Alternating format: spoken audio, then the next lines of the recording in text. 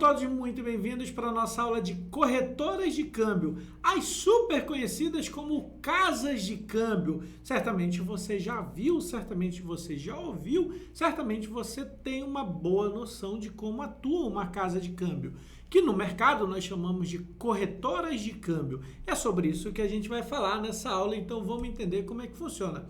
Temos ali as sociedades corretoras de câmbio. Esse aqui é o nome completo, é o nome pomposo, né, das nossas casas de câmbio, sociedade corretora de câmbio. Temos ali uma amiguinha que está saindo para viagem, está chegando no aeroporto, tem ali as partidas, as chegadas, a seta para botar as bagagens, e ela está dizendo, ufa, finalmente chegou o dia da minha viagem para a Europa. Amiguinha poderosa, hein? Vai para a Europa, né? Boa viagem, minha amiga. Aproveita, curte bastante. Ops!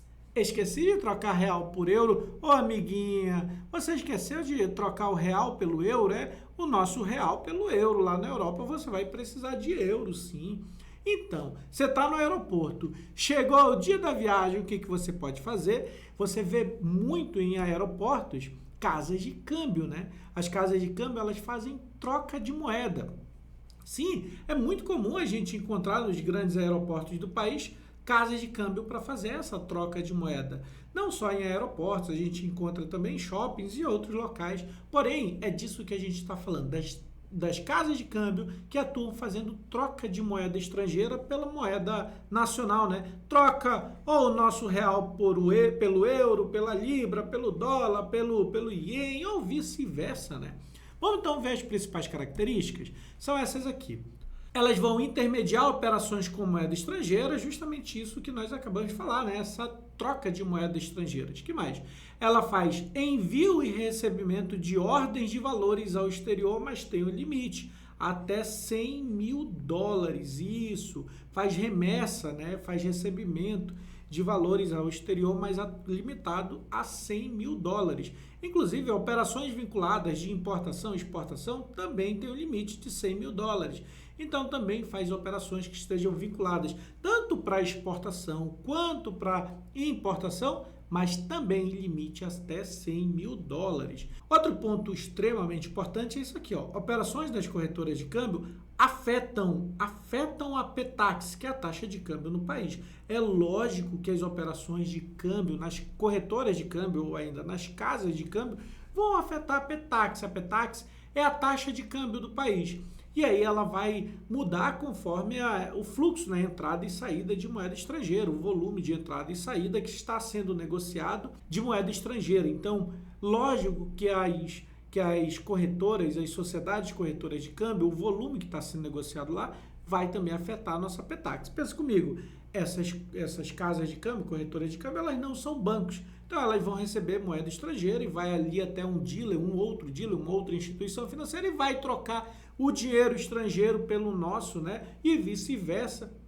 E isso é fluxo de moeda estrangeira entrando e saindo. Então, lógico que esse volume vai afetar na nossa PETAX. Bem legal, bem simples e já chegamos numa questão de prova.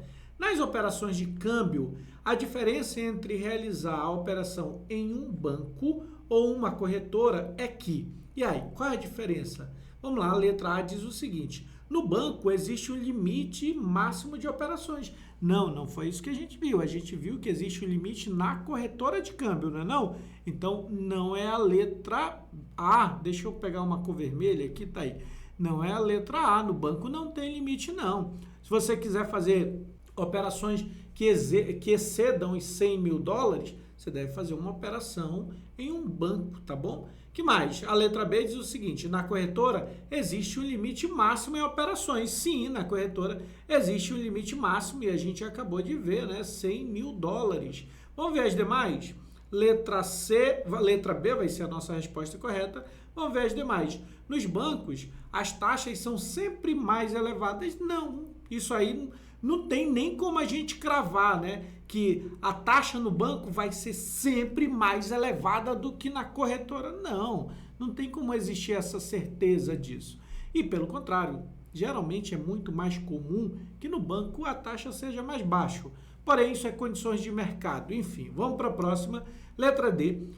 As operações realizadas nas corretoras não afetam a Petax. A gente acabou de ver, inclusive deu uma ênfase lá para mostrar que sim, as operações das corretoras elas afetam na nossa taxa de câmbio a Petax. Então a D também está errada. A resposta correta é a letra B, que diz que nas corretoras existe um limite de operações e esse limite, como acabamos de ver, é $100 mil. Muito bom, até a próxima.